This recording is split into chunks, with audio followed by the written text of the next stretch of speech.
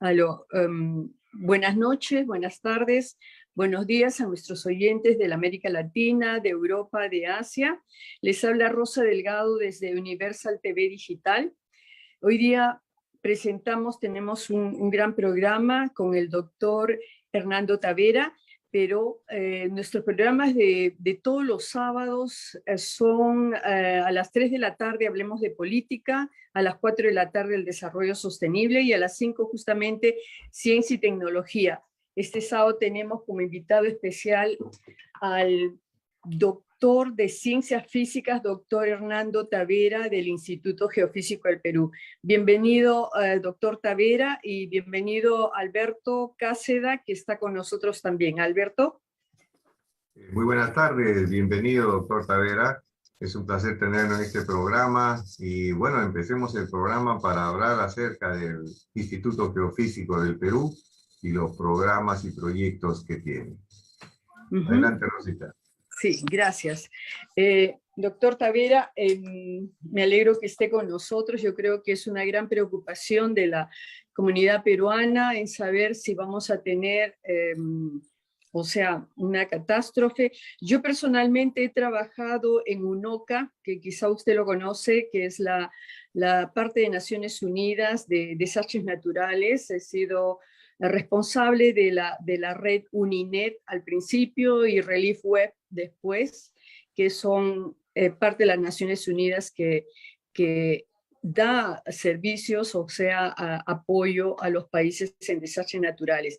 Yo quisiera preguntarle, por ejemplo, usted dice los desastres sismológicos. ¿Qué diferencia hay entre los desastres naturales? Porque los desastres naturales abarcan mucho más. ¿Qué es lo que especialmente abarca los desastres sismológicos? Por favor. Gracias. Bueno, mire, muy buenas tardes, gracias por la invitación. No, en realidad yo creo que se trata de hacer algo más puntual, ¿no? De una problemática que es general. O sea, la palabra desastres naturales están asociados pues a todos aquellos fenómenos que afectan a las sociedades, ¿no? Pero también yo pienso de manera muy particular de que el término desastres naturales está mal utilizado, ¿no? Porque, y vamos a hablar de manera general, lo reitero, en el sentido, por ejemplo, si nosotros construimos una autopista en una zona desértica, realmente no representa un peligro para nadie. Los camiones, los buses, los autos transitan libremente y no representa peligro para nadie. Pero ¿qué pasa si un día una persona va y construye su casa al lado de la autopista? Ya representa un peligro para esa persona. Y si le siguen más personas con sus viviendas y se instalan a lo largo de esta autopista, ya representa un peligro. Pero ¿quién generó el peligro? ¿Quién fue el causante de dar origen al peligro? Y si alguna vez un vehículo pues se sale de la autopista y colisiona con una vivienda y causa personas heridas, ¿quién es el causante del desastre? O sea, ¿quién originó el desastre? Con esto quiero dar a entender de que todo lo que conocemos nosotros como los sismos, las erupciones volcánicas, las lluvias, los huaicos, ¿no? Los deslizamientos, las inundaciones, todos esos son procesos naturales que están asociados a la evolución del planeta Tierra. Eso no lo podemos evitar. El tema es que las poblaciones han empezado a ubicarse en zonas que son prácticamente el camino de estos procesos, ¿no? Entonces, es por ahí que yo siempre he tratado de explicar de que tratemos de dejar de usar ese término de desastres naturales, tratar de dejar de un lado el término peligros naturales. Todos son procesos del planeta Tierra en su evolución, ¿no? Y obviamente nosotros como sociedades nos hemos ubicado en el lugar inadecuado y nos afectan, ¿no? Lo que el hombre no llega a entender, por ejemplo, es de que los sismos se generan por el contacto de placas, por la colisión de placas tectónicas. En el caso del Perú, la placa de Nazca choca con la placa sudamericana. De ese choque se forma la cordillera de los Andes. Es decir, si no hubiera sismos, si no hubiera choque de placas, no habría cordillera. Y en la cordillera se forman los nevados, los glaciares, las lagunas, los ríos. Y el hombre toma el agua de esos ríos. O sea, no habría agua si no hubiera sismos, si no hubiera choque de placas tectónicas, ¿no? Entonces, realmente la naturaleza es tan prodigiosa que pone sobre la superficie todo lo que el hombre necesita, pero el hombre está haciendo un mal uso del espacio y de los productos que nos da la naturaleza. Muchas gracias. Alberto, te paso la... Sí, bueno, en este caso, como aquí en este programa hablamos un poco de la tecnología, cómo esta tecnología que está usando el Instituto Geofísico nos puede ayudar en la prevención de estos desastres, Yo doctor creo que Tavera. si hablamos de prevención, tal vez deberíamos decir cómo esta tecnología nos ayuda un poco a pronosticar la ocurrencia de sismos, porque pronosticar yo creo que ya estamos haciendo prevención de alguna manera. Entonces, el pronóstico, el interés de la ciencia sismológica o ciencias de la Tierra ha sido llegar a predecir el sismo, es decir, dónde va a ocurrir, cuál es la magnitud y en qué fecha va a ocurrir. Lamentablemente no hemos llegado todavía a eso, no se ha llegado a eso, pero No, sí se ha exacto. llegado a lo que conocemos como el pronóstico de los sismos. Y eso empezó en los años 70 con este tema de las lagunas sísmicas, los silencios sísmicos. Luego ya cuando se disponía de datos más cuantitativos como son los catálogos sísmicos, es decir, la lista de todos los sismos que ocurrían en el mundo, obviamente ya la ciencia apuntó a hacer un poco unos pronósticos más cuantitativos. Ya hablábamos de asperezas, dónde están las zonas que no se han liberado mucha energía porque ahí se está acumulando. Pero hoy en día la tecnología nos permite utilizar los GPS, ¿no? Los GPS cada vez cada vez más sensibles, que están monitoreando constantemente el desplazamiento de las placas tectónicas. En el caso nuestro, repito, la placa continental se desplaza sobre la placa oceánica. Si este desplazamiento fuera constante, el GPS nos estaría diciendo, estoy avanzando de manera continua, no tengo ningún obstáculo en el camino que evite que yo avance. Pero ¿qué pasa si encontramos un obstáculo o una zona donde las placas están muy adheridas, muy acopladas? Se necesita acumular más esfuerzos para vencer esa resistencia al desplazamiento. Entonces el GPS nos va a decir, no puedo avanzar, estoy retrocediendo, estoy acumulando esfuerzos, estoy acumulando deformación hasta lograr vencer esa resistencia al desplazamiento. Cuando ocurre esto, se genera el sismo. Entonces nosotros con las investigaciones que hemos hecho ya hemos identificado dónde están esas zonas donde se está acumulando esfuerzos, donde se está deformando la zona continental. Y eso está frente a Lima, al sur de Nazca y frente a la costa de Moquegua y Tacna. Y el área de mayor tamaño se encuentra frente a la costa de Lima. Y probablemente, según nuestras estimaciones, probablemente sea el terremoto repetitivo del que ocurrió en 1746. Entonces, con esta información, ya debemos prepararnos para algo que va a tener que ocurrir indudablemente en algún momento. Entonces, ya estamos haciendo prevención o estamos tratando de buscar que la población asuma una cultura de prevención para prepararse a algo que va a tener que ocurrir con la seguridad con la cual la ciencia pues aporta en este momento. Uh-huh. Gracias, doctor. Cuando usted dice que no tendríamos que utilizar la palabra desastres naturales, la ONU la utiliza, ¿no? Porque aún la organización se llama Desastres Naturales y Prevención. O sea que en ese sentido sería bueno hacer una recomendación porque, bueno, aún la siguen utilizando. Pero yo quisiera simplemente recordar también que el doctor Tavera es presidente ejecutivo del Instituto Geofísico del Perú, doctor en Ciencias Físicas, Sismología, Geofísica de la Universidad Complutense de Madrid, España, magíster de Geofísica en la Universidad Complutense de Madrid, magíster en Geofísica Interna, Instituto de Física del Globo de la Universidad de París de Francia, e ingeniero geofísico. Verdaderamente tiene todas las calificaciones para ser presidente ejecutivo del Instituto Geofísico y me alegra mucho.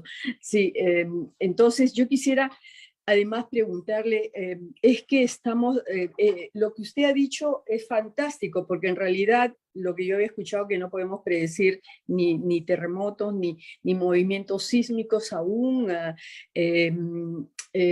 aparte de lo que está pasando ahora en España, en Palma, ¿no? Donde tienen ese volcán que por más de 45 días está tirando lava y está haciendo mucho daño a la población.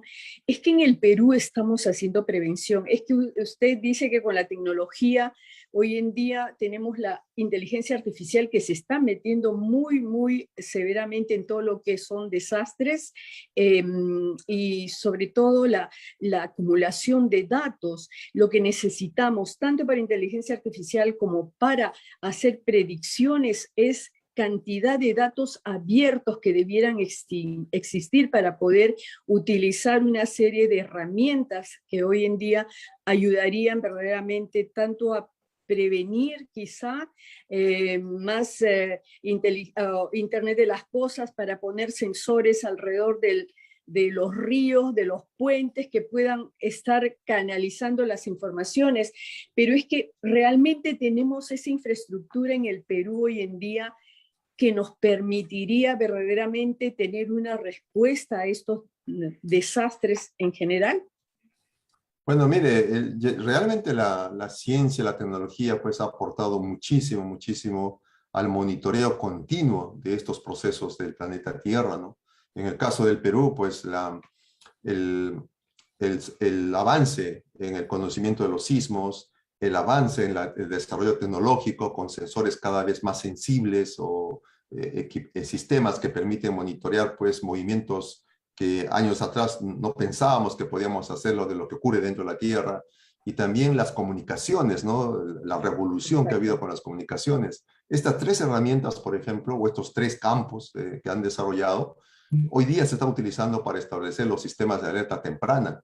Y en el caso de sismos, los sistemas de alerta temprana de sismos, que ya en el Perú empezó el año pasado, termina este año, se llama Sistema de Alerta Sísmica Peruano, SASPE, ¿no? Y obviamente estos sensores tienen que tratar de calcular la ubicación del sismo que ocurre, la magnitud del sismo, ¿no? Y eso se está haciendo, nosotros lo estamos haciendo en todo caso utilizando lo que usted ha mencionado, inteligencia artificial. Hemos logrado recolectar más de 1 millón de datos de sismos que han ocurrido en el Perú, en Chile, en Estados Unidos, en Japón, y hemos tratado de utilizar esta herramienta y nos ha permitido en este momento, a la ocurrencia de un sismo, pues en escasos 3 segundos, saber dónde ocurrió, o sea, el epicentro, y saber la magnitud del sismo. Y de esa manera podemos alertar a la población diciéndole, prepárate que en pocos segundos las ondas sísmicas que fueron generadas por el sismo, en algún momento van a sacudir tu vivienda, van a sacudir tal edificio, y tienen que ponerse a buen recaudo, ¿no? O sea, protegerse.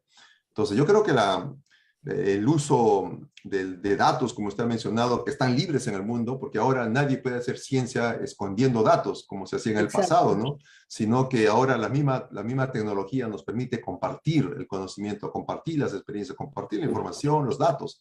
Y eso se está haciendo, ¿no?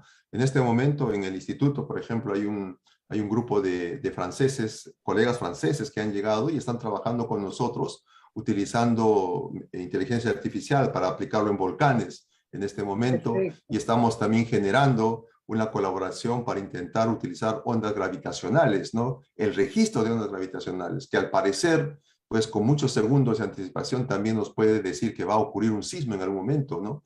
Entonces yo creo que toda esta magia de la ciencia y la fineza de los sistemas de monitoreo, pues nos ha ayudado realmente a ver qué es lo que está ocurriendo dentro de la Tierra. Hace poco he leído un artículo de unos colegas norteamericanos y franceses también, que en su artículo mencionan que han sido capaces de descubrir en el interior del manto, o sea, en el interior de la Tierra, ¿no? Estructuras sólidas que probablemente provengan de un antiguo continente, ¿no? Que se hundió. Entonces, yo creo que realmente estamos aprendiendo cada vez más qué es lo que pasa dentro de la Tierra, porque el objetivo del hombre en este momento es preguntarnos, ¿no? O sea, saber exactamente en este momento que ustedes y yo estamos conversando, en este momento, ¿cuál es la edad de la Tierra? Sabemos que la Tierra se formó hace 5.500 millones de años, pero ¿cuánto le queda de vida?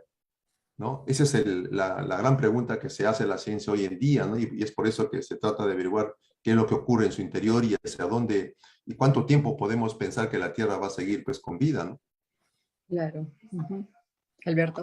Sí, doctor, una pregunta. ¿Y tenemos en este caso el suficiente recurso técnico, humano, como para poder tener toda esta información? Usted está hablando pues de la inteligencia artificial, todo lo que es la parte de datos abiertos, Mi pregunta sería dos, ¿no? ¿Tenemos el suficiente recurso humano, técnicos, investigadores, para poder tomar esta información, interpretar la información y también emitir los informes, alertas, como ustedes lo definen? Y el segundo es los datos, ¿no? ¿Tenemos la suficiente información para lograr este análisis y esta alerta que usted está mencionando? Bueno, mire, en realidad la ciencia en el campo de las ciencias de la Tierra no cuenta mucho con el soporte necesario, ¿no? Ya sea por la parte tecnológica o ya sea por la parte de profesionales involucrados en este campo. La suerte que tenemos es de que como Instituto Geofísico del Perú hemos venido trabajando pues desde hace muchísimos años, décadas en realidad, con la colaboración francesa, colaboración norteamericana, ¿no? Más francesa en este momento, ¿no? Y eso nos ha ayudado pues también a formar personal, a mejorar las metodologías de investigación y a la vez también pues compartir estas experiencias, ¿no? Pero también hemos logrado desarrollar bastante instrumentación dentro de la institución y también el apoyo del Estado, ¿no? Creo que el Estado, por ejemplo, en el caso de CISMOS, comprendió de que tenemos que trabajar en un correcto monitoreo para la generación de datos. Y desde hace 20 años nos ha venido apoyando y hemos incrementado la red sísmica nacional con estaciones sísmicas, estaciones acelerométricas, estaciones geodésicas. Y todo el dato que hemos logrado recopilar en estos años nos ha servido para llegar a decir, señores, prepárense porque en estas zonas, a lo largo de la costa del Perú, va a ocurrir un sismo importante en algún momento, ¿no? El simulacro que ha habido el día de ayer, simulacro de sismo y tsunami, ha sido considerando un sismo de magnitud 8.8. Hace 10 años atrás se utilizaba un sismo de magnitud 8.0, pero nuestras investigaciones han permitido cambiar, ¿no? Cambiar un poco la estructura sobre la cual se va a preparar a la población. En los 2 últimos años ya se hace el simulacro con 8.8, ¿no? Quizás un poco de temor a hacerlo para 9.0, pero 8.8 es bastante importante, ¿no? Y ¿No? lo que nos ayuda también, repito, es el hecho de que hay la generación de tecnología en el país, ¿no? Nosotros como IGP estamos ya terminando, después de año y medio, terminando por el tema de la pandemia, terminando la construcción de un radar meteorológico a un costo que va a la tercera parte de lo que uno encuentra en el mercado internacional. Y realmente son instrumentos de muy buena calidad que nosotros utilizamos para nuestras propias investigaciones, ¿no? Entonces yo creo que sí existe el esfuerzo. El Instituto Geofísico del Perú creo que es la única institución de investigación que en este momento pues cuenta con cerca de 30 investigadores, ¿no? Aproximadamente 20 con grado de doctor y el resto, los otros 10 con grado de magíster. Y todos involucrados en el tema del proceso interno de la Tierra y los procesos externos de la Tierra, ¿no? Tenemos hasta astrónomos y tenemos personal que trabaja con la alta atmósfera, ¿no? Con la ionosfera básicamente, que es aquel campo, aquella capa de la Tierra que bordea el planeta Tierra, en la cual pues fluyen las comunicaciones, ¿no? Entonces yo creo que hay un esfuerzo, el Estado también está haciendo un esfuerzo, pero obviamente no es lo que se requiere, ¿no? Se necesita mucho más profesionales como otros países, ¿no? Sí, bueno, yo he estado viendo las tendencias tecnológicas para capacidades, para esto, los movimientos sismológicos y todo. Sobre todo mencionan la inteligencia artificial, el aprendizaje automático, que es machine learning, la automatización robótica de procesos, la informática periferal, la realidad virtual y realidad aumentada, el blockchain, Internet de las cosas y la seguridad. Son cosas que debieran estar nuestros, o sea, el hecho que sean doctores en el área física, no necesariamente se necesita gente de informática, se necesita gente que comprenda estas tecnologías. Yo recuerdo, como le digo, yo he trabajado en el Departamento de Desastres Naturales por varios años. Yo estaba a cargo de la red que enviaba los CITREPs. Usted los conoce, los Situation Reports. Esa era mi responsabilidad.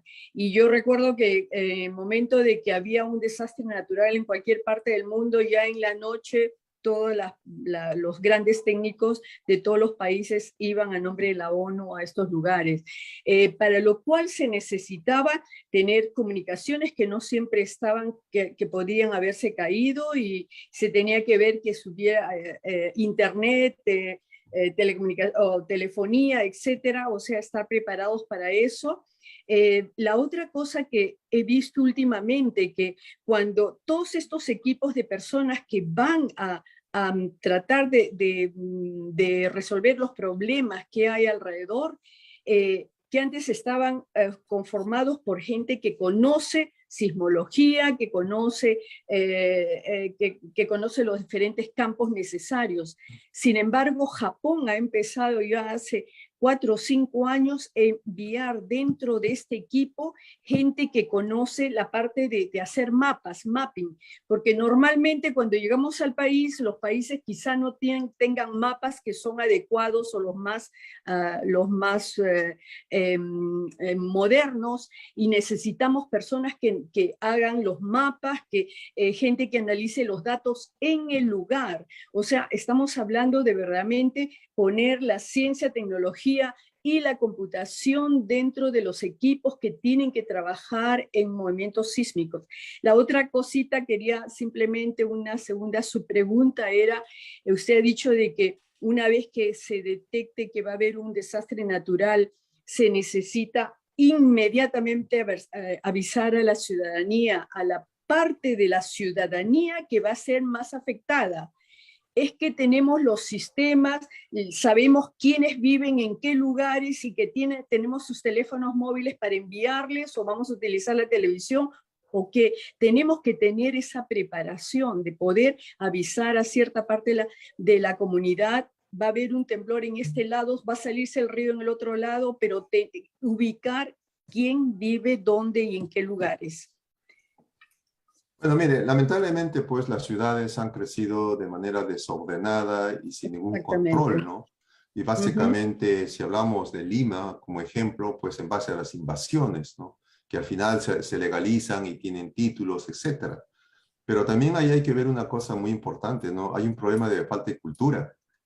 Usted ha mencionado Japón, y yo recuerdo muy bien el 2014, cuando el Estado peruano invitó a las autoridades japonesas, a las autoridades chilenas, para que nos expliquen un poco sus experiencias, cómo es que gestionaron la recuperación de Japón después del terremoto de 2011, cómo gestionaron la recuperación de Chile después del terremoto de 2010. ¿No? Y esta reunión fue interesante porque tuve la oportunidad también de participar en ella, hice una presentación, ¿no? Un poco ya mostrando los resultados preliminares de este tema del pronóstico de sismos, y mostré algunas imágenes de distritos de Lima, ¿no? Cómo estaban las viviendas construidas y cuál es el alto riesgo en el cual estamos. Y la delegación japonesa se interesó mucho por ir al mismo lugar a ver cómo eran esas viviendas, o si era cierto lo que yo estaba mostrando, ¿no? Y cuando estábamos con ellos dentro del vehículo, era interesante ver por lo menos al investigador principal mirando por la ventana y asombrado, ¿no? Asombrado de lo que estaba mirando, ¿no? Y mis colegas de INDECI le preguntó, señor profesor, le dijo, aquí en el Perú existen normas de construcción, pero la población no hace caso. No. Entonces le dijo, ¿cómo hacen ustedes para que en Japón respeten la norma? Y el investigador japonés nos dijo, nosotros no hacemos nada, está en la cultura de la población. Exacto. Entonces, con eso quedó la respuesta marcada. O sea, el problema de sociedades como la nuestra es un tema de cultura, ¿no? De educación. Parece que nadie comprende que poniéndome al lado de un río, el río se va a inundar en un momento, ¿no? Y no va a generar daño. Creo que nadie comprende que si coloco mi casa muy cerca de la playa, el tsunami se lo va a llevar. Creo que nadie entiende de que si construyo mi casa sobre un relleno, sobre suelo de relleno o sobre suelo arenoso, cuando ocurre un sismo, mi casa se va a ir con el deslizamiento, ¿no? O sea, y para eso no necesitamos normas, para eso no necesitamos leyes, es cuestión de cultura simplemente, ¿no? Entonces, ese es uno de los grandes problemas con los cuales en este momento pues podamos identificar en el país. Ahora, el sistema de alerta sísmica peruano obviamente va a dar una alerta, va a alertar a la población con bocinas que van a ser colocadas en las ciudades en una primera etapa, luego se va a utilizar los celulares, Pero estas bocinas es suficiente, ya funciona en México, ya funciona en China, ¿no? Y la población responde rápidamente. Tienen que salir de sus viviendas, tienen que ubicarse en zonas seguras en sus viviendas antes que las ondas sísmicas sacudan los suelos.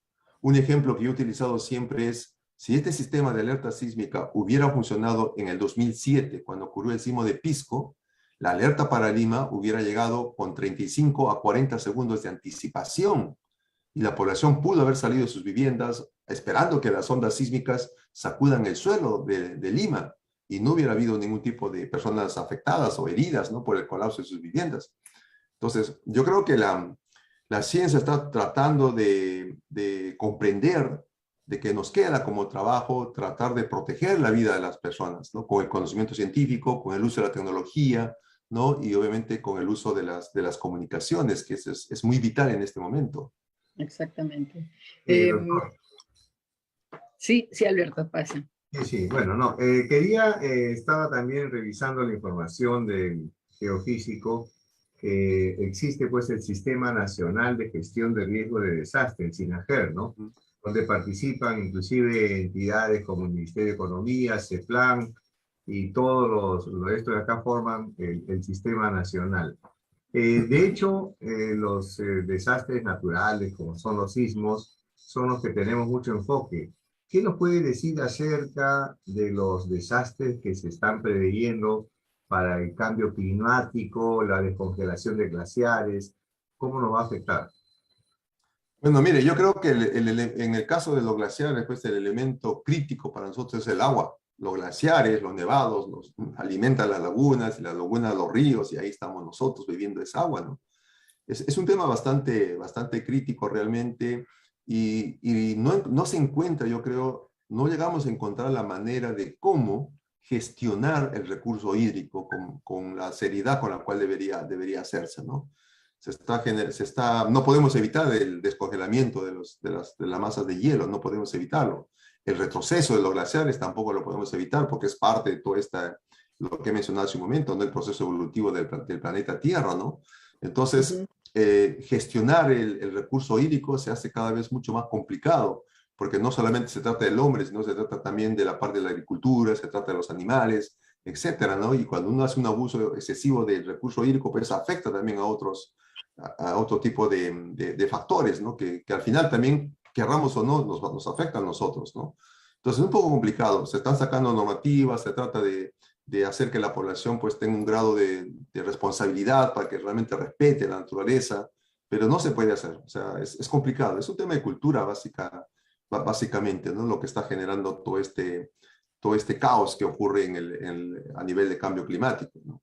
El cambio climático para mí obviamente es la llegada de la etapa del proceso, ¿no?, en el cual está el planeta Tierra, ¿no? O sea, si nosotros como personas, por ejemplo, hacemos un uso excesivo del rocoto, de picantes, ¿no?, de estos condimentos muy picantes, ¿no?, de jóvenes, ¿no?, hacemos un uso excesivo de esto, obviamente que cuando seamos mayores vamos a tener que pagar precio porque nos vamos a enfermar del hígado, probablemente tengamos cáncer, ¿no? Entonces, en el pasado, obviamente, todo el tema de la alteración del cambio del clima ha sido afectado por las generaciones anteriores, ¿no? Y nos toca ahora a nosotros cosechar. Eso por un lado, o por otro lado, que el hecho de que sea parte, pues, del proceso evolutivo del planeta Tierra, ¿no?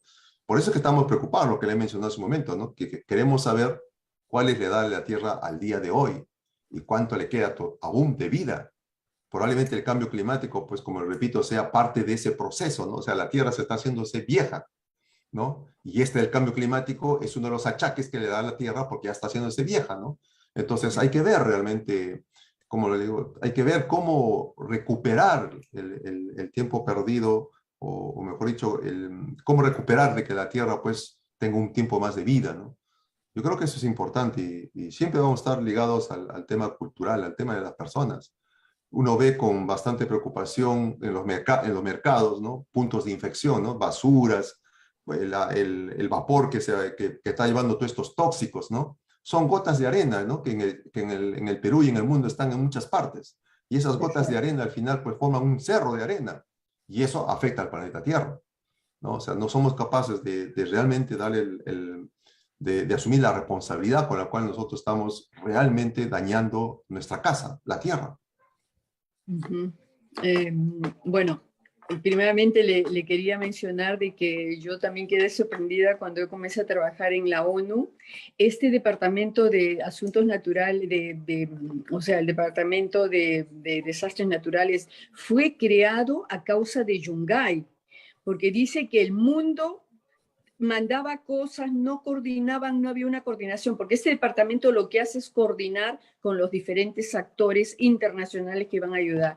Y fue creado, de hecho, gracias al desastre de Yungay. Yo misma soy yungaína, perdí a la mayor parte de mi familia. Yo quería preguntarle, el Sistema Nacional de Desastres en el Perú, tuvimos la oportunidad con Alberto Cáceda de ir a la Universidad de San Marcos, porque la Universidad de San Marcos quería ser parte de este engranaje del Sistema Nacional de Emergencia. En realidad son muy pocos actores los que participan, creo que son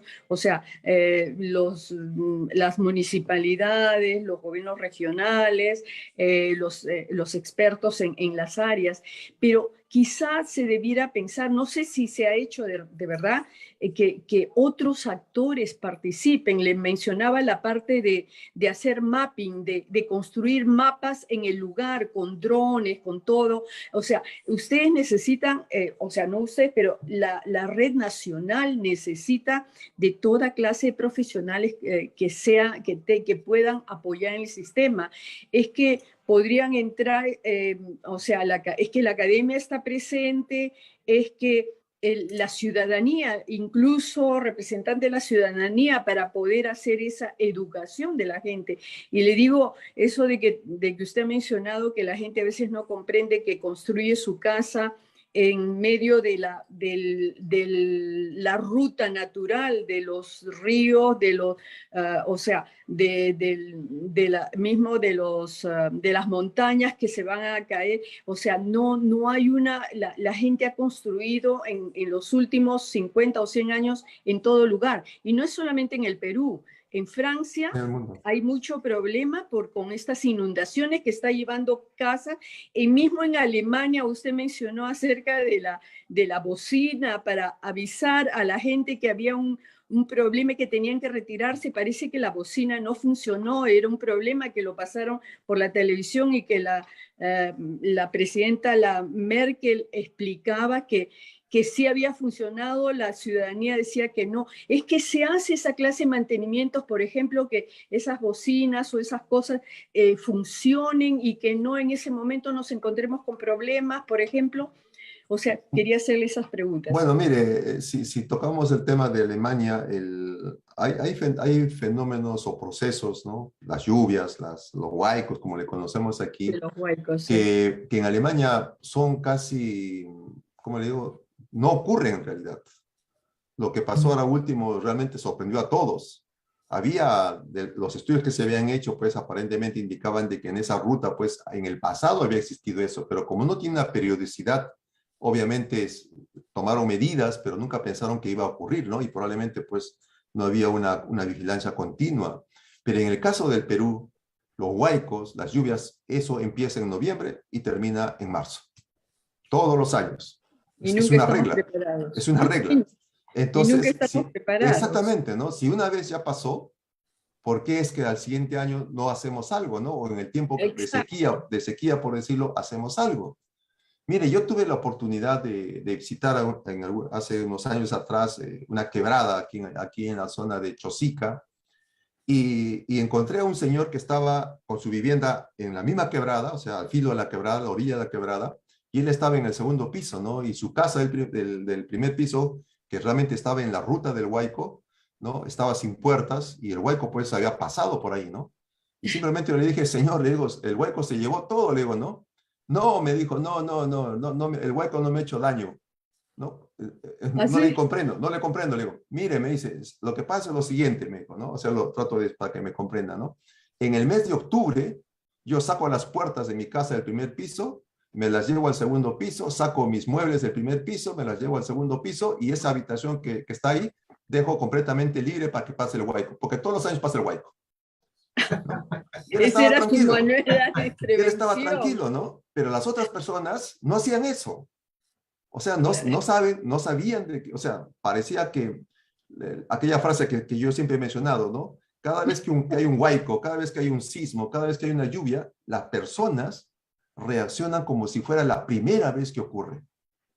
Pero lo curioso es que cada año se cuentan las mismas historias, solo cambian los actores, solo cambia el escenario, pero las historias son las mismas. Los actores se llaman diferente, los lugares se llaman diferente, pero la historia es la misma, ¿no? Entonces, realmente, ¿dónde está la prevención que se quiere hacer, ¿no? Y creo que uno de los problemas críticos es realmente que nuestras autoridades pues, no trabajan en una gestión de hacia dónde debe crecer las ciudades, qué espacios habilitar para ese crecimiento de la ciudad, ¿no? O sea, no existe eso realmente. Y no existen lo que están mencionando los mapas.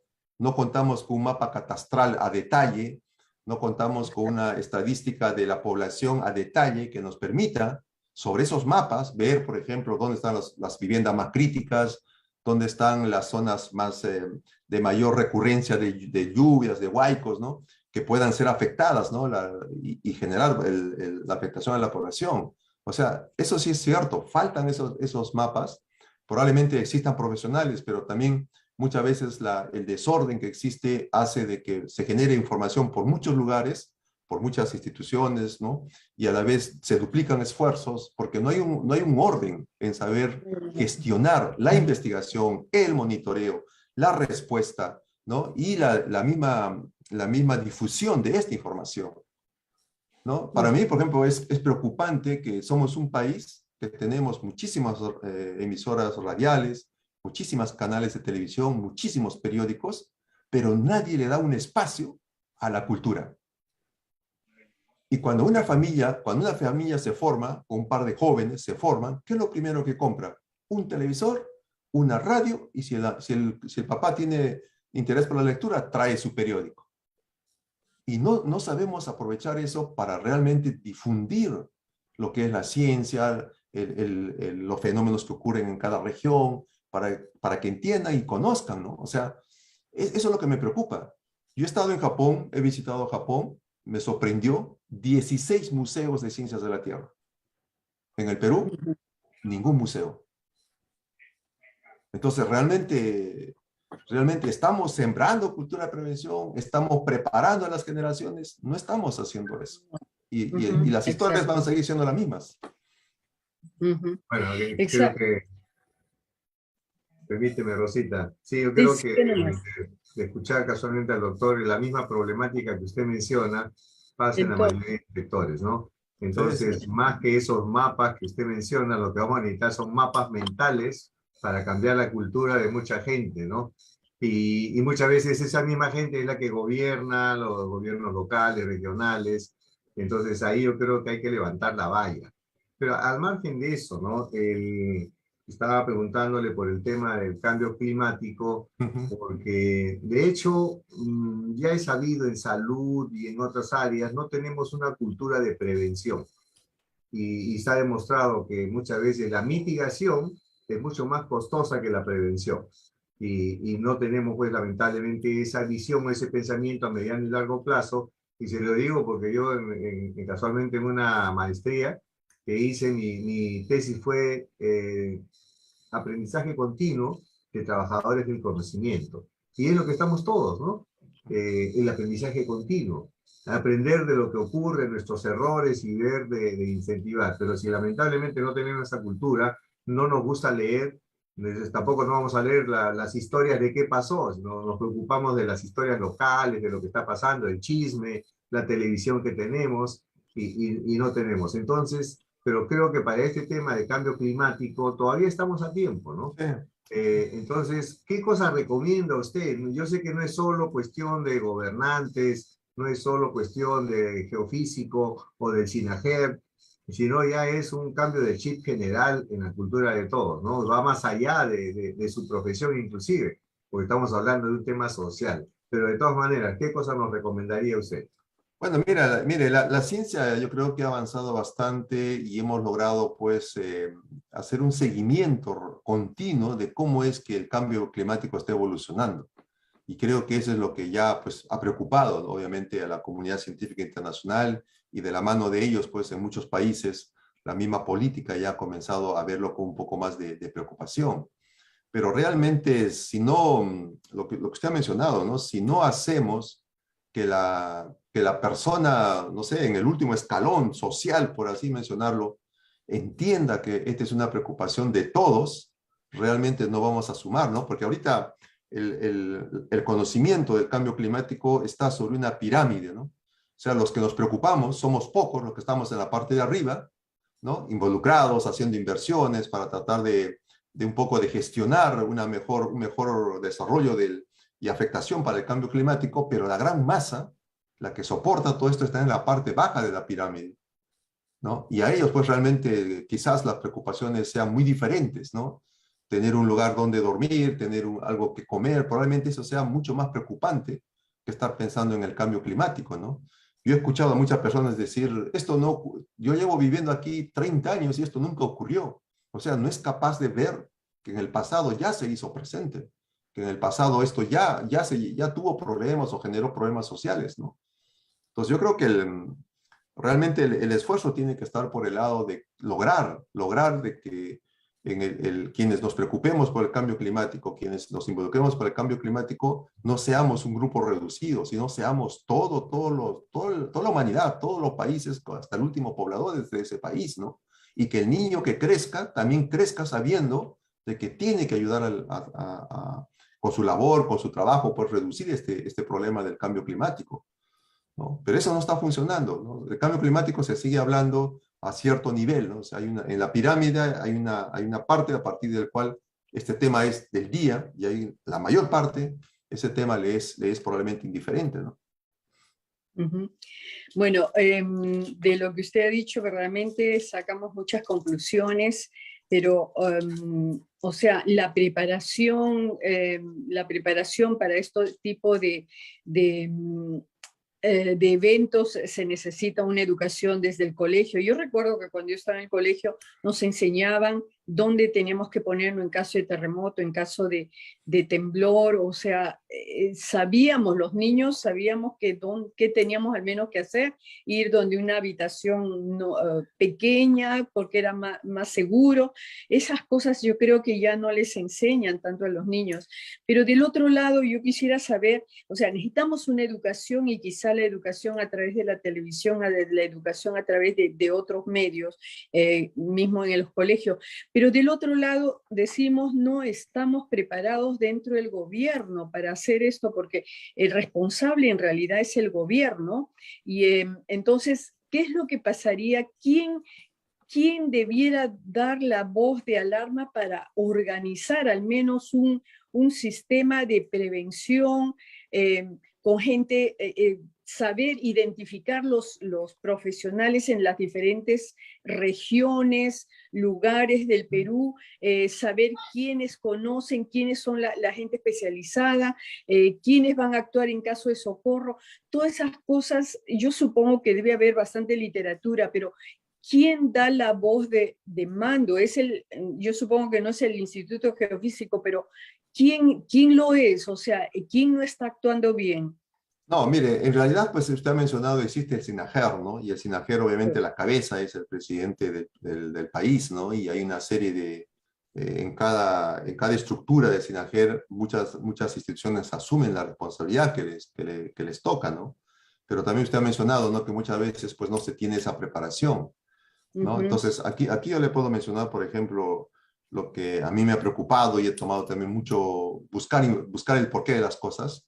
En los años 70, el boom de la ciencia era tratar de predecir el terremoto, es saber cuándo va a ocurrir el terremoto. Pero toda la comunidad científica norteamericana, alemana, japonesa, ¿no?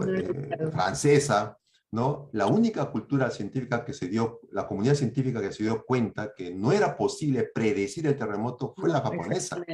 Y ellos invirtieron en prepararse en esos años, ¿no? O sea, hicieron una política de educación a todos los niveles. Y los niños que en esos años fueron formados, hoy en día son autoridades, son padres de familia, que han seguido llevando adelante esa cultura que recibieron. O sea, transformaron el país culturalmente. Por eso ahora cada vez que ocurre un sismo, ¿no?, miramos a Japón como el punto de referencia, ¿no? En el caso de Chile, en los últimos 50 años ellos han tenido un poco más de 10 sismos grandes. Y con cada sismo ellos han aprendido a construir y han aprendido a tener cultura de prevención. En el Perú no hay sismos. ¿Qué nos falta para tener esa cultura de prevención? Sismos por un lado, y por otro lado también pues obviamente falta un cambio en la estructura de la educación. Tener una cultura preventiva en el país no se va a hacer de un día a otro, porque las personas adultas ya es difícil de cambiar de las costumbres. Se tiene que empezar de abajo, ¿no? Y alguna vez a mí me han preguntado, y esto quizás les suene un poquito a broma, ¿no? Pero a mí me han preguntado, por ejemplo, y entonces, ¿qué hacemos? Me han dicho, ¿no?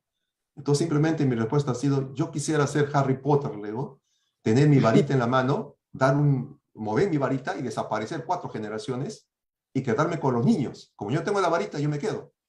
Y comenzar a educar a esos niños. Educar a esos niños y realmente vamos a tener la riqueza en el país, vamos a tener una cultura muy diferente en el país y probablemente el país cambie. Pero si no hacemos eso realmente, si no se invierte en una educación que a la larga, probablemente de acá a 20 años, tengamos los resultados, realmente siempre vamos a estar también discutiendo sobre lo mismo, dialogando sobre lo mismo, identificando los mismos problemas, que ya se hacen recurrentes, o sea, no está cambiando realmente, ¿no? A una persona adulta no vamos a poderle cambiar su manera de vivir, no vamos a poder hacerlo. Por más que le inyectemos por todos los medios cultura de prevención, ya no lo vamos a hacer. Ya está hecha la persona con su personalidad, ¿no? Entonces yo creo que el problema está por ese lado. Sí, gracias. Alberto, ya estamos acabando el programa. Sí, estamos cerrando. Unos minutos acá ¿qué dirías? También tenemos presente a Ricardo Gutiérrez, parte de Universal TV. No sé si, Ricardo, tienes alguna pregunta. Sí, cómo no. Muy buenas noches a todos. Mire, acabo de llegar de Nueva York. He estado visitando algunos temas que están haciendo los norteamericanos referente a la cultura de prevención, y es impresionante lo que están haciendo. En la isla de Manhattan están logrando unas edificaciones que son totalmente sostenibles. Tienen todo para poder autosostenerse con el tiempo. Y están ya previendo de una inundación enorme en toda la isla. Entonces, en todos lados hay cuidado con las inundaciones, cuidado con la gente ya está previniéndose. Acá vemos que el cambio climático está cada vez con una curva más creciente de impacto a la humanidad.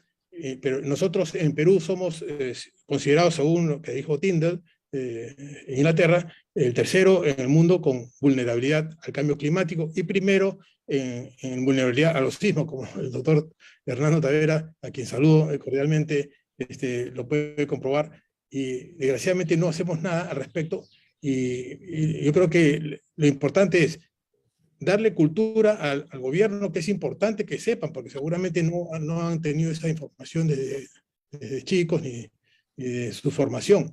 Entonces es importante que todos sepan, difundirlo en todo sentido y ver la posibilidad de sacar gente de la capital. Estamos con 12 millones o un poco más de personas viviendo en Lima.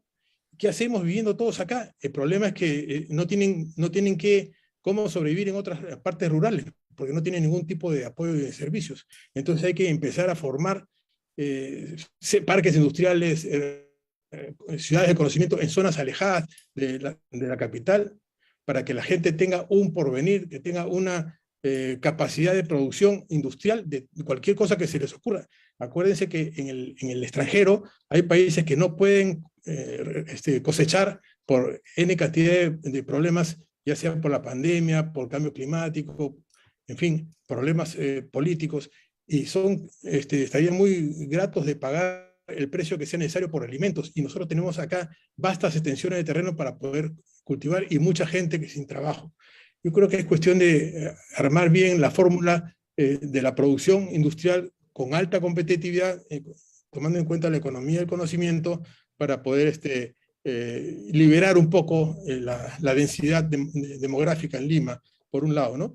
Y por otro lado, también la política exterior, ¿no? ¿Cómo es posible que permitamos que sigan la pesca de arrastre, llevándose toda la vida del océano y convirtiéndolo en un desierto?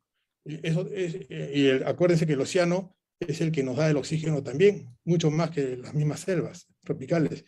Y la producción de gran escala de los cárnicos también son las que generan también los gases de efecto invernadero, que también ocasionan el cambio climático. O sea, hay que atacarlo por las causas, hay que atacarlo por los efectos, y hay que atacarlo por la cultura de resiliencia que todos debemos tener. Esa es mi opinión, doctor Hernando Tavera, Rosita y Alberto. Bueno, mire, yo quiero comentar una cosita más, ¿no? En este momento hay muchas autoridades máximas de los países que ya han formado comités de científicos que les asesoran, ¿no? En estos temas de lo que tiene que ver con la tierra y su comportamiento, ¿no? Y es algo que pienso que también debería copiarse, ¿no? Pero también yo siempre voy a incidir en el tema de gestión, porque ustedes saben qué país vende los chocolates más famosos del mundo, los más ricos del mundo, con etiquetas de ganar premios en el mundo, y ellos no producen un solo cacao. Suiza. Entonces, ¿cómo se logra eso? ¿Cómo se logra eso? Gestión, planificación, ¿no? Exacto. Y como lo ha mencionado el ingeniero Ricardo, pues nosotros somos realmente un país rico, pero seríamos mucho más ricos si tuviéramos la educación adecuada para todos. Y de esa manera vamos a lograr que el país crezca no solamente en Lima, sino en todo el país. Bien, sí. Les doy 2, 3 minutos a cada uno para que digan sus últimas palabras, no de la vida, pero las últimas palabras del programa. A ver, Alberto, comienza. Bien, yo insistir nada más en esta famosa cambio de chip, coincido con el doctor Tavera, y creo que al menos, ¿no? Los presentes y todo este programa tiene ese corte, ¿no? Queremos contribuir y apoyar a todo lo que son los elementos necesarios para el desarrollo sostenible. Por eso que tenemos la parte política, la parte de desarrollo sostenible y la parte de tecnología. Y felicitarlo, doctor, y cuente también con Universal TV para poder empezar esta campaña de ese cambio de chip, el cambio de mapa mental, ¿no? Para todo este proceso de cambio. Ok. Gracias por tu presencia. Ricardo. Sí, muchas gracias. Antes que nada, yo no soy ingeniero, soy un humilde servidor piloto de helicópteros y que he estudiado unas cositas más, pero que me han permitido pues, poder ver la problemática y la solución como oportunidades, ¿no? Yo veo que hay problemas, sí, pero hay que ver las oportunidades que nos traen esos problemas, ¿no? Si luchamos para poderlos solucionar, vamos a encontrarnos con sorpresas de grandes capacidades, o tener grandes capacidades, ¿sí? Pero todo es importante tener los tres elementos de las amenazas, que son los sismos, que no hay que dejarlos de lado, como que algo que no va a pasar, el cambio climático, que es cada vez más creciente, el impacto es más extremo, y el tema más importante, que es la parte del humano, del error humano. El error humano se comete por la ignorancia, y la ignorancia tenemos que atacarla solamente con cultura de resiliencia, con cultura, hagamos novelas pues, en la televisión, novelas con resiliencia, qué importante es la resiliencia, ¿no? Eso es importante. Algo, por ejemplo, también que tendríamos que tener en cuenta es los magnetómetros, que es la tecnología para detectar los sismos antes que ocurran, que lo trabajó el doctor Jorge Herod Pérez de la Católica. Llegaron a hacer unos cuantos magnetómetros, pero sería interesante que el gobierno pueda invertir un poquito más para poder lograr detectar los sismos en primera alerta temprana de 15 días. O sea, una antelación de 15 días es amplia, ¿no? Que nos podría dar una opción de sobrevivencia, ¿no? Muchas gracias por la invitación. Muchas gracias por estar acá con nosotros, doctor Hernando Tavera. Doctor Tavera, gracias Ricardo. Doctor Tavera, ¿tiene que decir algo? Bueno, sí, gracias, don Cien. A ver, México redujo su porcentaje de analfabetos con un programa de televisión que se llama Plaza Sésamo, que ustedes lo recordarán, ¿no? Y otra cosa importante es de que después del terremoto de Japón, que siempre digo, tuve la gran suerte de estar en el 2011 en Japón durante el terremoto, o sea que conozco lo que es un terremoto de magnitud 9.0. Al retorno a Lima, me invitaron a un canal de televisión y al costado mío se sentó una persona que tenía toda la fisonomía que era japonés. Luego ya nos presentaron y él es un descendiente, es un descendiente directo de japonés. Y en la entrevista que nos hicieron, la pregunta que le hicieron a él fue, dinos, doctor, era un doctor en psicología, del señor doctor, le dijo, díganos, ¿por qué la cultura japonesa reacciona de la manera que lo ha hecho durante el terremoto del 2011? Y este colega dijo, simplemente porque la cultura japonesa se basa en 3 principios. Confianza en uno mismo, confianza en lo que les rodea y confianza en sus autoridades. Entonces yo creo que ya todos tenemos una visión, ¿no? ¿Dónde está realmente el problema, ¿no?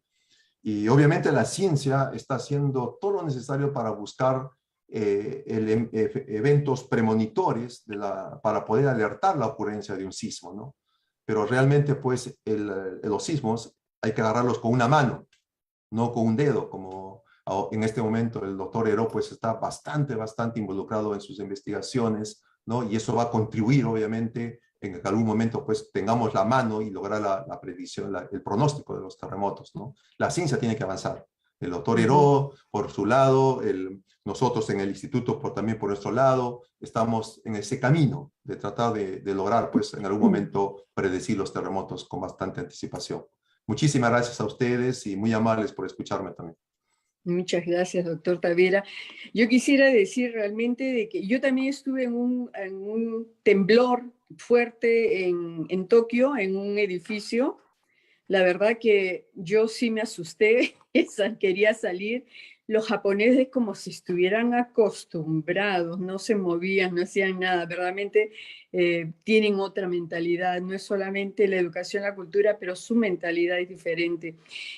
Yo quisiera decir también que cada vez seguimos hablando de lo que debemos hacer y no lo hacemos. Son 20 años, 30 años que escucho las mismas cosas en el Perú y no le empezamos. Si hubiéramos empezado por algo muy pequeño, ya estaríamos lejos. Yo creo que verdaderamente tendríamos que tratar de empujar que se arme un buen equipo de gente especializada, de expertos, de tecnólogos, incluso de ciudadanos, trabajar con toda la comunidad, con todas las diferentes comunidades, la academia, para comenzar a estar más preparados para los sismos. Que lo vamos a tener, como usted dice, Chile ha pasado muy fuerte, nosotros aún no, tenemos que estar preparados y bueno, yo lo último que diría es data, necesitamos data, necesitamos saber qué fue un antes y después de todo lo que son en